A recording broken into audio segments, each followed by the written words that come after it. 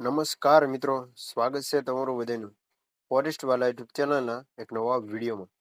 તો આજે તારીખ 17/11/2025 અને વાત કરીએ તો રેલવે વિભાગમાં જુનિયર એન્જિનિયર ભરતી માટેની જાહેરાત આવી ગઈ છે. કોઈ પણ વિદ્યાર્થી મેન્સ પરીક્ષા નથી, ફક્ત 12 પાસ અને ગ્રેજ્યુએશન કરેલું હોય અને જે એક્ઝામ નોર્મલ આવતી હોય તે આપવાની રહેશે.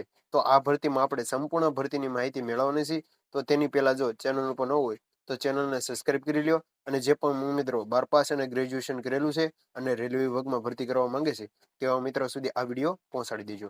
તો તમે સ્ક્રીન ઉપર જોઈ શકો છો કે ભરતીનું નામ છે રેલવે ભરતી બોર્ડ દ્વારા ભરતી આવેલી છે. તેમાં પોસ્ટ અલગ અલગ 2 પોસ્ટ માટે ભરતી છે, જુનિયર એન્જિનિયર અને કેમિકલ મેટલી સર્જિકલ સહાય માટેની ભરતી છે. તેમાં કુલ જગ્યા 2570 જગ્યા માટે ભરતીની જાહેરાત આવેલી છે. તો આપણે વિગતવાર માહિતી મેળવીએ તો તમે જોઈ શકો છો કે આ ઓફિશિયલ માહિતી છે, જેમાં ઉમેદવારોને ફોર્મ શરૂ થવાની તારીખ 4/10/2025 થી તમામ મિત્રો ફોર્મ ભરી શકશે. ત્યાર પછી વાત કરીએ તો ફોર્મની છેલ્લી તારીખ 31/10/2025 રાત્રિના 12 વાગ્યા સુધી તમામ મિત્રો છે તે આ ભરતીમાં ફોર્મ ભરી શકશે. તો વહેલી તકે ઉમેદવારોએ ફોર્મ ભરી દેવું. ત્યાર પછી ઉમેદવારોને જો કોઈ પણ પ્રકારનો ફોર્મમાં પ્રોબ્લેમ રહી જાય અને જો તમે રીચેકિંગ કરી જ્યારે તારીખ છે 3/12/2025 થી 12/12/2025 સુધી છે તે ડિટેલ ઉમેદવારોને છે તે ફ્રી આપવાની રહેશે. જો કોઈ પણ ફ્રી ભરવામાં વાંધો રહી જાય તો ઉમેદવારોથી અલગથી ફ્રી છે તે આપવાની રહેશે. તો તમે સ્ક્રીન પર જોઈ શકો છો કે પોસ્ટ છે જુનિયર એન્જિનિયર અને મલ્ટીપર્પઝ આસિસ્ટન્ટની 2 પોસ્ટ માટે ભરતી છે. લેવલ 6 ની આ ભરતી છે અને મહિને તમને 35,400 છે તે પગાર મળવાપાત્ર છે. અને સેક્શન એની આ ભરતી છે. તમારી એજ છે તે 18 થી 33 વર્ષ હોવું જોઈએ અને તેમાં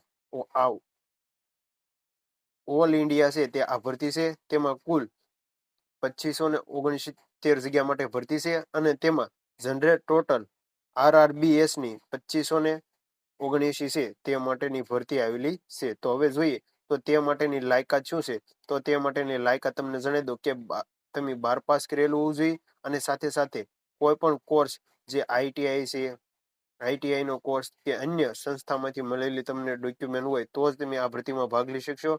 અને ગ્રેજ્યુએટ માટે પણ છે તે અલગથી કોર્સ રાખવામાં આવેલો છે. તો તમે અલગ અલગ છે તે તમે જોઈ શકો છો. અહીં છે તે શૈક્ષણિક લાયકાતની તમામ અપડેટ આપવામાં આવેલી છે. તો તમે એકવાર જોઈ લેજો, જે ઓફિશિયલ નોટિફિકેશન ડાઉનલોડ કરી અને ખાસ આ તમામ અપડેટ છે તે ટેલિગ્રામ ચેનલ ઉપર મૂકવામાં આવેલી છે. તો તેમાં પણ જોઈન થઈ જાઓ અને નીચે ફેસબુક પેજ પર આપણે પણ વધારે એક્ટિવ હોય છે તો ત્યાં પણ જોઈન થઈ જજો.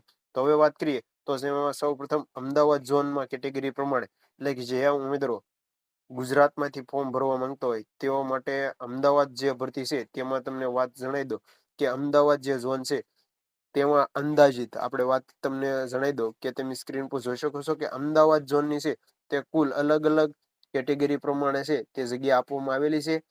ટોટલ જનરલ માટે છે તે 26 છે, એસી માટે 7, એસટી માટે 4 છે, ઓબીસી માટે 14 છે અને ઈડબ્લ્યુએસ માટે 5 એમ અલગ અલગ છે તે ભરતીની જાહેરાત આપવામાં આવેલી છે. તો આ ભરતીનું અંગેનું નોટિફિકેશન તમને ઓફિશિયલ વેબસાઇટ ઉપરથી મળી જશે. અને તે માટે ફોર્મ ભરવાનું જરૂરી ડોક્યુમેન્ટ તમને જણાવી દો કે સૌપ્રથમ ફોટો સહી, આધાર કાર્ડ, જાતિનો દાખલો લાગુ પડતો હોય તો, આવકનો દાખલો, બેંકની પાસબુક, એલસી સોયડાનું પ્રમાણપત્ર, લાયકાત માર્કશીટ, મોબાઈલ નંબર અને રહેઠાણ સંબંધિત દાખલો જે તમારે આપવાનો રહેશે અને ઈમેલ આઈડી જે તમારું લોગિન હોય તો ખાસ જે પણ મિત્રો 12 પાસ અને ગ્રેજ્યુએશન કરેલું છે અને સાથે સાથે ITI અને અલગ કોર્સ કરેલો હોય તેવા જ મિત્રો આ ભરતીમાં ભાગ લઈ શકશે. તો આ હતી રેલવે RRB ની મહત્વપૂર્ણ અપડેટ. તો તમારા મિત્રો સુધી શેર કરી દેજો. મળીએ નવા વિડીયો સાથે. જય માતાજી, જય દ્વારકાધીશ.